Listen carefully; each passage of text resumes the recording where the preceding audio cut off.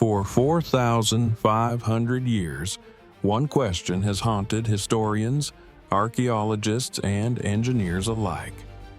How did the ancient Egyptians build the pyramids?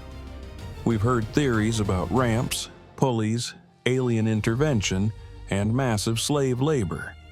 But in October 2025, everything changed. Scientists just discovered something hidden inside the step pyramid of Djoser that completely rewrites history. A sophisticated hydraulic system using water power to lift multi-ton stone blocks was found deep within the pyramid's core. This isn't science fiction. This is real engineering that pushes back the timeline of advanced hydraulic technology by thousands of years. What you're about to discover will shock you, because the ancient Egyptians weren't just master builders. They were hydraulic engineers who understood water mechanics better than we ever imagined. Welcome to the greatest engineering mystery of all time, finally solved. Let's start with the basics. The Great Pyramid of Giza is made of approximately 2.3 million stone blocks, each weighing between 2 to 80 tons. The Step Pyramid of Djoser, built around 2630 BCE, is even older, making it potentially the oldest monumental stone structure in the world. For centuries, Egyptologists believed these pyramids were built using massive earthen ramps. Workers would drag stones up these ramps using ropes, logs, and sheer human power. Some estimates suggested it took over 100,000 laborers working for 20 years to complete just one pyramid. But there's a problem with this theory. The ramps would need to be enormous, in some calculations, longer than the pyramid itself. Where's the archaeological evidence of these mega ramps? Where did all that earth go after construction? And most importantly, how did workers lift the heaviest stones, some weighing up to 80 tons, with primitive tools? Engineers have tried to replicate pyramid construction using ancient methods. Most attempts failed or required modern assistance. The math simply doesn't add up. Even with 100,000 workers, the logistics of moving one 2.5-ton block every 2 minutes for 20 years straight seems physically impossible. This is where the mystery deepens. Ancient Egyptian texts never mention how the pyramids were built. There are no hieroglyphic instruction manuals, no papyrus blueprints. It's as if the Egyptians deliberately kept their construction methods secret. In October 2025, a team of engineers and archaeologists published a groundbreaking study that changes everything we thought we knew. Their focus: the Step Pyramid of Djoser in Saqqara, Egypt. Using advanced satellite imagery, geological mapping, and architectural analysis, the team discovered something extraordinary hidden in plain sight: a complete hydraulic elevation system built into the pyramid itself. Here's how it worked. The ancient architects raised massive stone blocks from the pyramid's center outward, in what researchers describe as volcano fashion. Instead of dragging stones up external ramps, they lifted them from inside using water pressure. Let me explain this in detail. Deep beneath the step pyramid lies an intricate network of vertical shafts, underground chambers, and water channels. These aren't tombs or symbolic passages.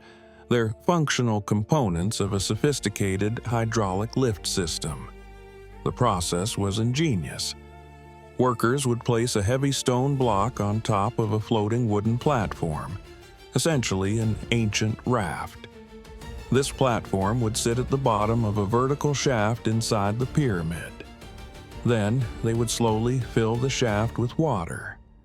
As the water level rose, it would lift the platform and the stone block upward, like a modern elevator. Once the stone reached the desired height, workers would maneuver it into position on the pyramid's structure. The water would then be drained, and the process would repeat for the next block. This isn't just speculation. The internal architecture of the step pyramid is completely consistent with a hydraulic elevation mechanism. The shaft dimensions, the chamber placements, the underground tunnel networks, everything aligns perfectly with hydraulic engineering principles.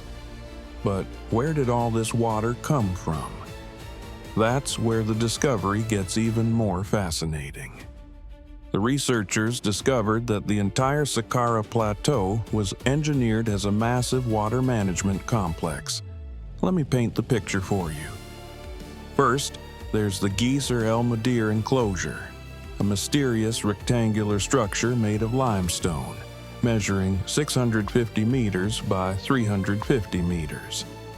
For decades, archaeologists thought this was either a fortress or a ceremonial space. They were wrong. The Gisr el-Mudir is actually a check dam.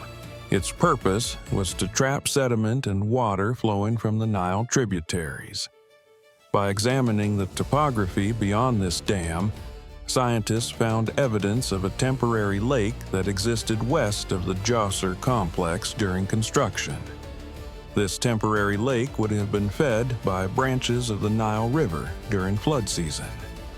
The water would flow into what's called the dry moat, a deep trench surrounding the step pyramid. But this wasn't just any moat. It was a sophisticated water treatment facility.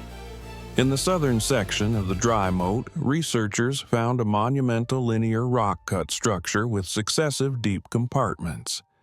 This design is identical to modern water treatment plants. It included a settling basin to remove heavy sediment, a retention basin to store clean water, and a purification system to filter out debris. Think about that for a moment. The ancient Egyptians built the equivalent of a modern water treatment plant 4,500 years ago. They understood that clean, sediment-free water was essential for their hydraulic lift system to work properly.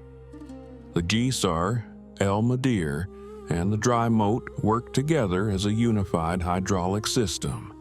During Nile flood season, water would flow into the check dam, get filtered, and purified in the treatment facility, then feed directly into the internal shafts of the pyramid. This explains why pyramids were always built near the Nile. It wasn't just for transportation of materials. The river was the power source for construction itself. The evidence is overwhelming. Ancient Egyptians didn't just understand basic irrigation. They mastered advanced hydraulic engineering centuries before anyone else in the ancient world. Now, you might be thinking, is there any concrete evidence to support this theory? The answer is yes, and it's compelling. First, let's look at the internal structure of the step pyramid. At the pyramid's center, just beneath the apex, there's a granite box with a plug at its base. For decades, Egyptologists believed this was King Djoser's burial chamber, but the new research suggests otherwise. This granite box was designed to control the hydraulic lift. The plug at the base could be opened or closed to regulate water flow into the vertical shaft. It's essentially an ancient valve system. Second, the underground tunnel network. The step pyramid has an extensive system of galleries, chambers, and shafts running beneath and through its structure. These aren't random passages. They follow the precise layout needed for a hydraulic distribution network. Third, the geological evidence. By analyzing sediment layers and water erosion patterns in the dry moat and surrounding structures, researchers confirm that large volumes of water once flowed through these channels during the pyramid's construction phase. Fourth, the mathematics work. Engineers calculated that the water volume available from the Nile tributaries and the temporary lake would have been sufficient to power hydraulic lifts capable of raising stones weighing 50 to 100 tons. That's enough to lift even the heaviest blocks used in pyramid construction. But here's what makes this discovery truly revolutionary. It pushes back the timeline of advanced hydraulic technology by thousands of years. Previously, historians believed sophisticated hydraulic systems weren't developed until much later in human history. This proves the ancient Egyptians were far more technologically advanced than we ever gave them credit for. Now, some Egyptologists remain skeptical. They point out that there are no hieroglyphic texts or images depicting water-powered lifting devices. The traditional ramp theory, they argue, is still more widely accepted. But here's the counter-argument. Absence of evidence isn't evidence of absence. The Egyptians were known for keeping their construction techniques secret.